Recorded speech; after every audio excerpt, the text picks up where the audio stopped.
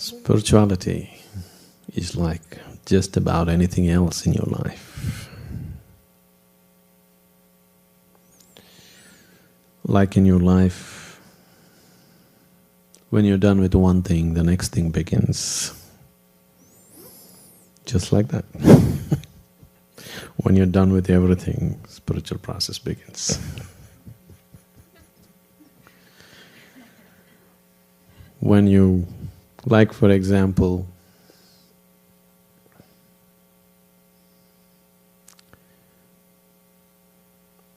to come to the basics of life, spirituality is very much like sexuality. In the sense, you are 14 and suddenly you know.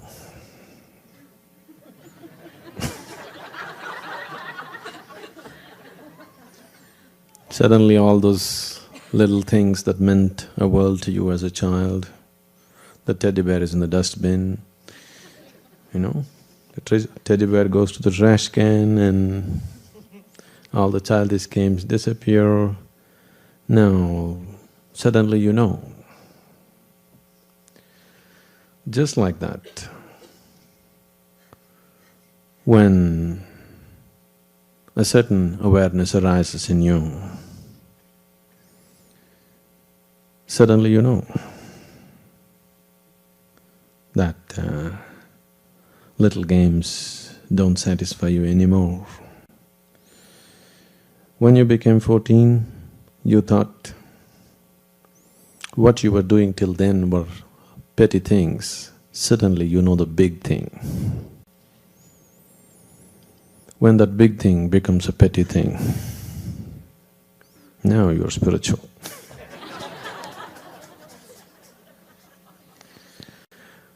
The so-called big things of life become petty things in your life.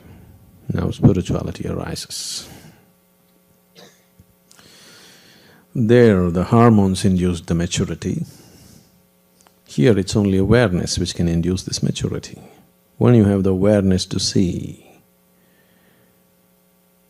yourself through the various activities of life, the various compulsions of life, the various longings of life,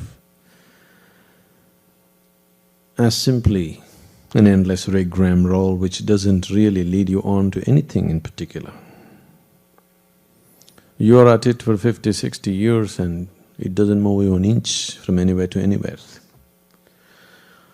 Either you go through it and realize it on your deathbed, or as you begin it, or when you're into it, you realize it, when you still have time on your hands. So, the spiritual process has to begin somewhere. But the longing to go beyond the limitations in which you live is always there. Every little thing in our lives, when we are into it, it seems like it's everything, isn't it so? Every little thing in our lives. From eating what we want, to doing what we want, to relationships and all those things. When we are into it, it looks like it's the end-all of life. It means so much. If we raise a little above that and look at it, suddenly they all become such petty things, you even wonder, why the hell am I in this? So when this question begins to rise, why am I in all these little things stuck like this? Then the spiritual process has begun. Unfortunately for most people, they endure their spirituality unconsciously. I say endure because when you unconsciously seek the highest truth, it's going to put you through all kinds of nonsense in your life. You really have to have a great endurance because it'll put you through the You know everything, through a big breakfast to a shopping mall to marriage, through this and that and everything because you're unconsciously seeking some kind of fulfillment. After all, everybody is seeking fulfillment, isn't it? Either consciously or unconsciously is the only difference. When we say seeking the truth, see, truth is not a conclusion. Truth is not somewhere you go. It's not a destination. It is just a living experience. You cannot get to truth. You can never get to truth, but you can become truth. If you drop all your nonsense, you're truth.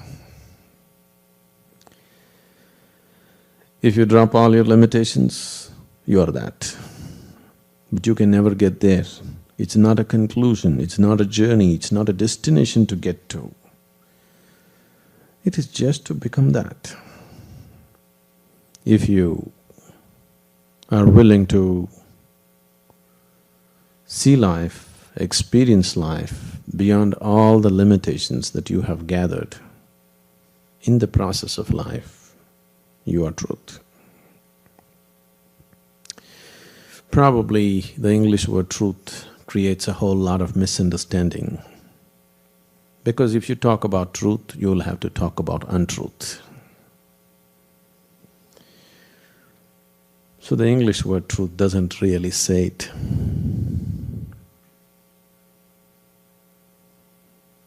An appropriate word would be, in Sanskrit language, there is something called as Ritambara. It's called Ritambara, or if one is in that state, it's called Ritambara Prajna.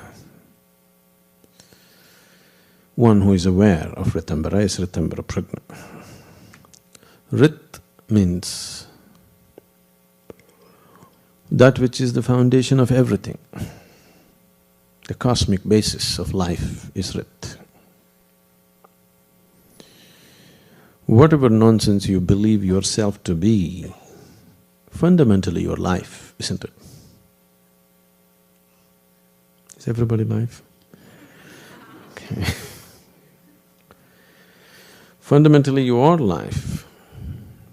If your life, the basis of life must definitely be somewhere accessible to you, whether it's rooted here or in the sky or in somewhere else, somewhere it must be rooted to that, isn't it? It must be connected. That which is life must always be in touch with the source of what it is. So getting to the very source of who you are is true. It's always there. It is just that it is covered up with the heap that you have gathered in the form of your body and your mind. These two heaps have covered it up. Now the whole effort, every kind of effort that we are doing, either early morning torture that you call as asanas,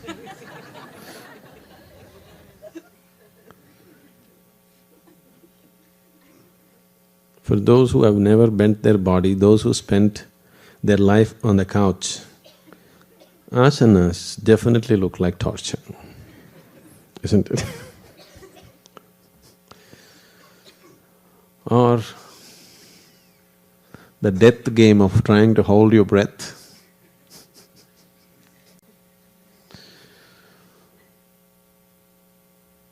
Because holding your breath is death, isn't it? But people claim pranayams are life-enhancing.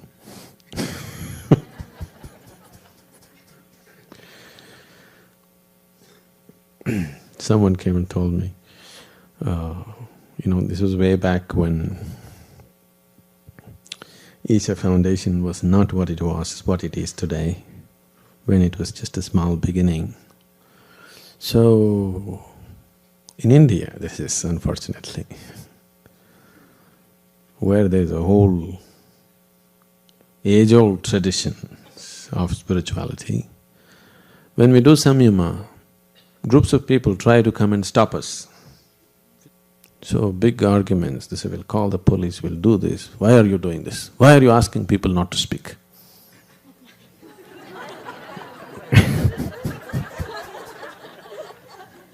You won't believe this is in India. So, one hotshot young man, God gave us mouth to speak. Why have you shut it up? I said, your God told you to blabber probably. My God told me to shut up so that he can do that speaking. All these things won't get across, you know. Because after all they want to do is physically do something to you. It starts verbally. Their intentions are very physical. It just starts verbally.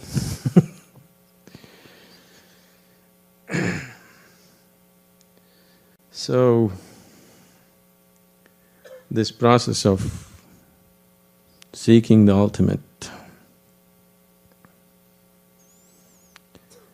is so simple. At the same time, most human beings on the planet experience it as the most complex and impossible process, unfortunately.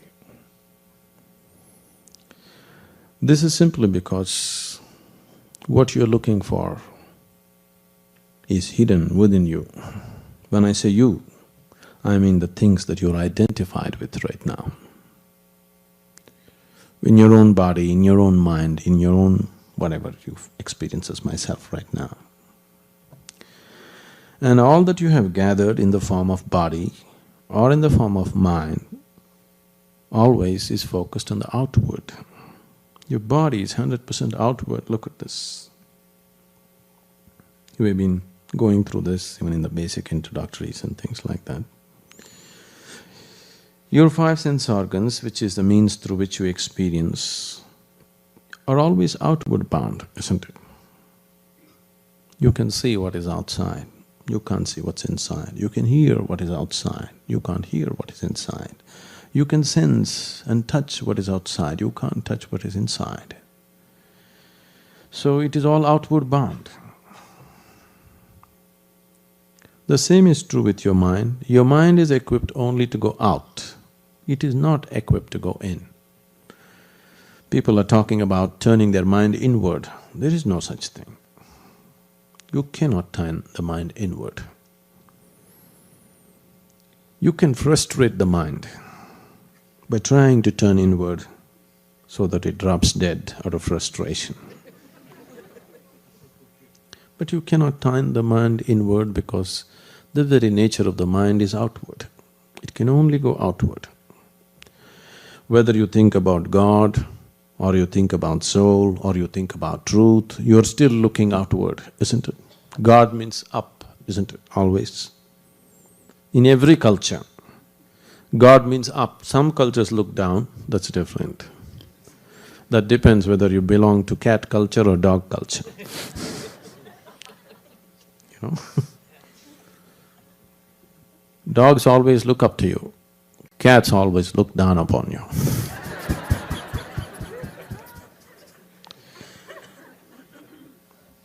You feed a dog, it looks up to you with gratitude. You feed a cat, it looks down upon you with great disdain. This is what you eat? Okay.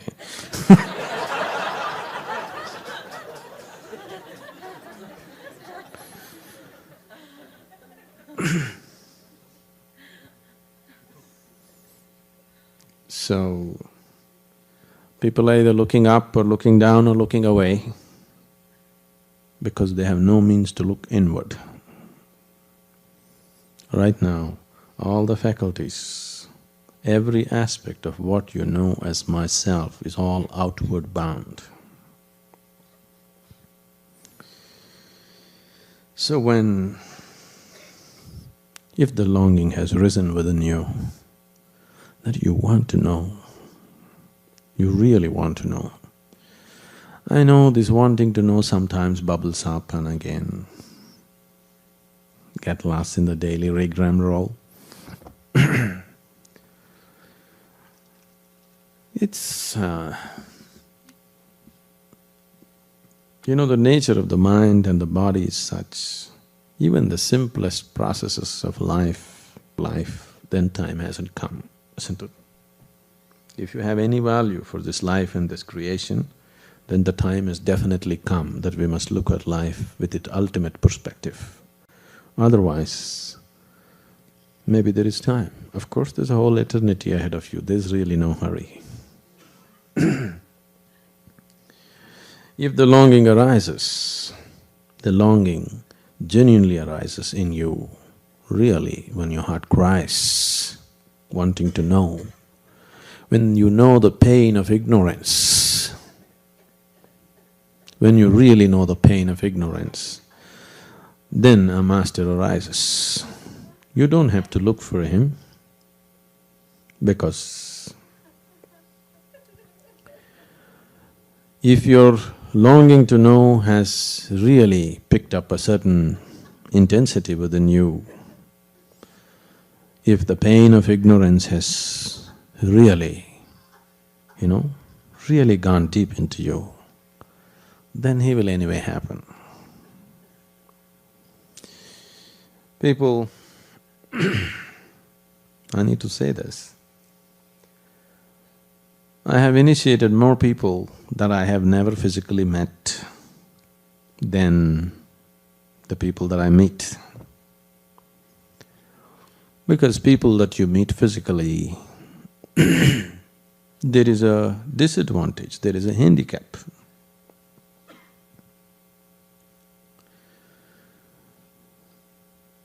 When you… handicap is, the other person is also a person like you. He has a body like you, he eats like you, he speaks like you. This is a disadvantage, because you can't help judging him, you can't help being protective about yourself, you can't help all those things, the usual things that when you meet a person or people around you. So you are starting with a handicap. This has always happened. Unfortunately, this has always happened. Most of the time, it's only after many spiritual masters, after they have left, the methods and the processes and the teachings picked up momentum. When they were there, very rarely it picked up momentum. Most of the time, only after they left. Because suddenly you don't have to battle with his personality anymore. Dead people are always convenient.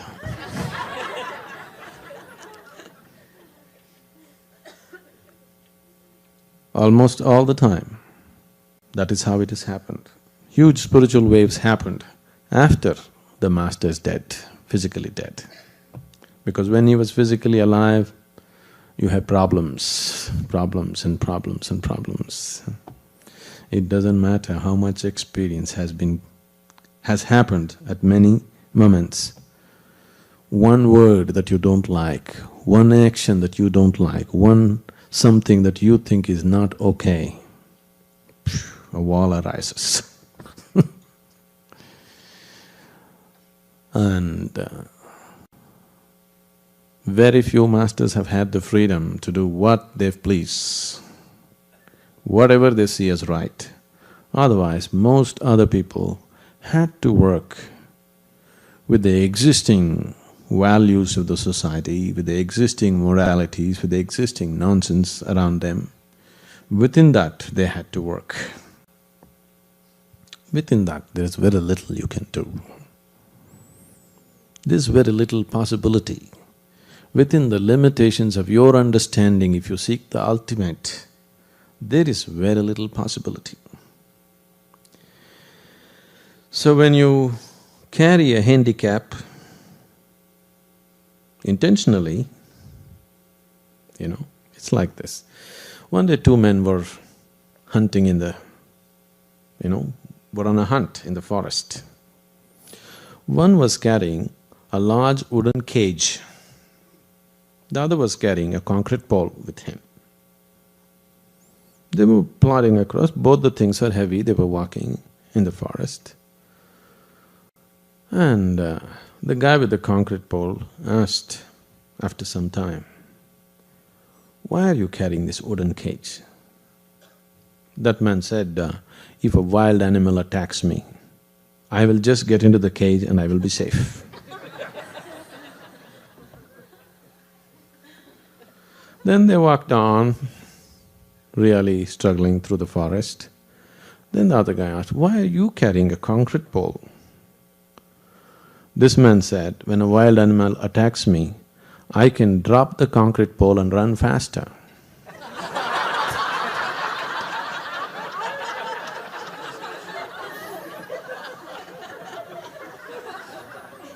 So,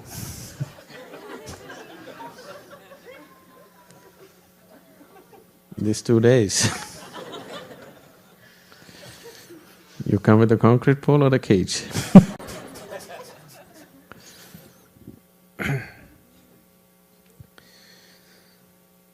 People drag their feet for many reasons.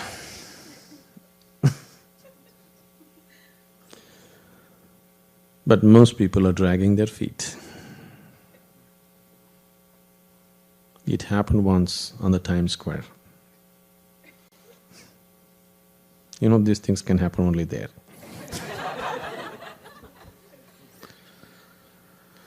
One man was walking with his right foot dragging. Another man came in the opposite direction. He was also dragging his right foot. The first man looked him up, okay, one more guy dragging his right foot. Then as they came, he looked at him, pointed at his right leg and said, "1968, Vietnam."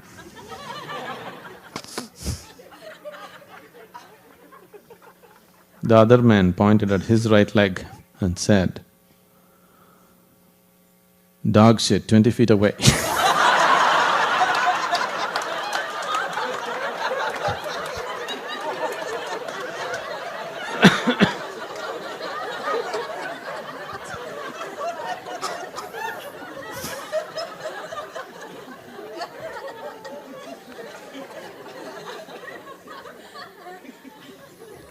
So, why you're dragging your feet may vary,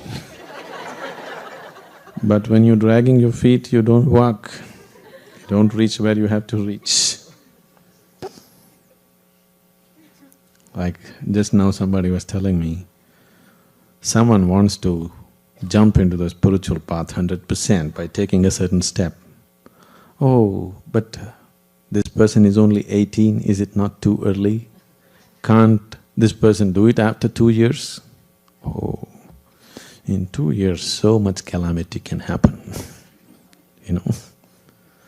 When you're 18 to 20, how many calamities happened? In 2 years' time you can get so lost that there may be no recovery. Yes, 2 years, 2 days people can get lost, 2 hours people can get lost, isn't it? When the longing has come, if you think 2 more years or 2 more days or 2 more hours, it's gone. It's simply gone. Whatever you choose, when you're aware, alert, not entangled, when your intelligence is functioning with some sense of clarity, that's what you should go after in your life. When you're embroiled in something, when you're involved and entangled in something, your mind, your body and everything around you says something else. That's not the point. And the nature of your mind is every day it says different things, isn't it so? Because what you call as your mind has nothing to do with you. It is an accumulation that you gathered from outside. Because you gathered it in so many bits and pieces, it speaks in bits and pieces. Please see, in most minds, I would say 99.9% of the minds in the world can only speak sense in bits. Continuous dialogue is always absolute nonsense that they're talking, isn't it so? Yes? What goes on continuously in your mind is something that's happening because you're deeply entangled with something. Only in bits and pieces there are moments of sense. Because what you have gathered is from outside, and the process of gathering was always in bits and pieces. To integrate it into one whole, how much ever you try, there is no such thing. If you allow it to part, if you learn how to keep it aside, then there is a continuous stream of sense flowing from beneath the mind, from beyond the mind. But from the mind, continuous sense can never come. It can only come in bits and pieces, in flashes. These flashes can be inspiration, but can never be guidance. One flash here and there can just be an inspiration, but never a guidance. You can never depend on a light which is just on and off here and there and try to walk somewhere, isn't it? If it's on, then you could walk. On and off light can be just an inspiration to tell you, okay, there is something called light. But that light is no good, won't make a good torchlight for you, which just goes on and off at its own will, isn't it? It just tells you there is something called light, it's worth pursuing it. That's all. It cannot be a guidance, it can only be an inspiration. Sadhguruji, what's the difference between mental awareness and… awareness and mental sharpness? Can you give us some examples?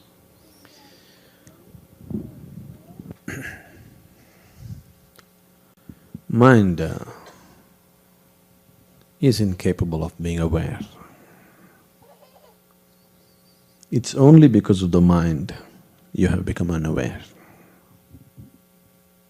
It's only the activity of the mind which has brought unawareness into you. So the question of mind and awareness together doesn't arise.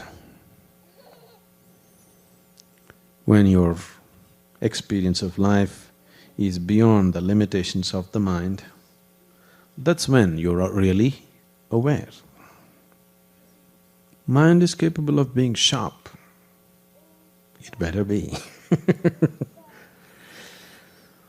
Otherwise you'll even miss the jokes.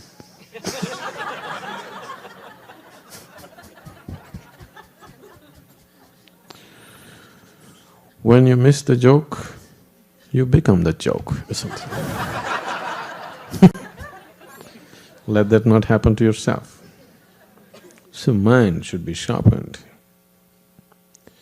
But the problem with you is, the moment you have a sharp mind, you become terribly identified with it. See, if you have a no good body, you would think of bodilessness. Now you have a good body, or at least the kind of body which draws people's attention, now you are not thinking of bodilessness, you're thinking only body, isn't it? See, that's what has happened to whole cultures of people. As people attach more and more importance to the body, everything about them becomes about the body. Right now, in a large way, Not completely, but in a large way, it has happened to the Western societies. Body has become the most important aspect. Now, you just see the promotional aspect. See, if you look at the advertising culture in a society, you understand what attracts people. What is the prime thing in people's minds? Because advertising is about selling. If something has to be sold, it has to appeal to you, isn't it? You take anything, something as subtle as fragrance. Fragrance is a subtle thing. But fragrance is all about sex, isn't it? Isn't it so? The kind of smells that we are talking about, the kind of fragrances that we are talking about is all about inducing sex or exciting sexuality. Isn't it so? I'm talking about the advertising.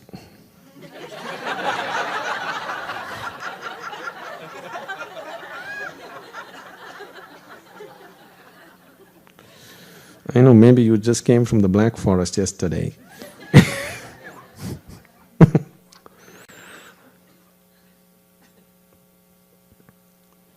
So fragrance is become a huge tool towards bodily pleasures, isn't it? The same thing, if you look at the Eastern cultures, fragrance is an important part of spiritual process. Any temple, any prayer house, any puja room, any little shrine, there is a certain kind of fragrance which is not at all about the body. Just the simple aspect of using smells, if you look at it culturally, where people are oriented, either towards the body or beyond the body, it's right there. This is so with everything. Take music. Today the modern music is on that stage they're doing everything a man and woman can do in vertical postures. With clothes on, of course. Isn't it so? It's no more about anything, it's all about physical body, isn't it? If you can sing well, you're no more a musician. You must be able to gyrate. Yes or no? So, this kind of trend, I'm not saying everything, but the major trend, I'm just using it as examples. It's not branding anybody anything. The same thing, the classical music was always about going beyond the physical limitations.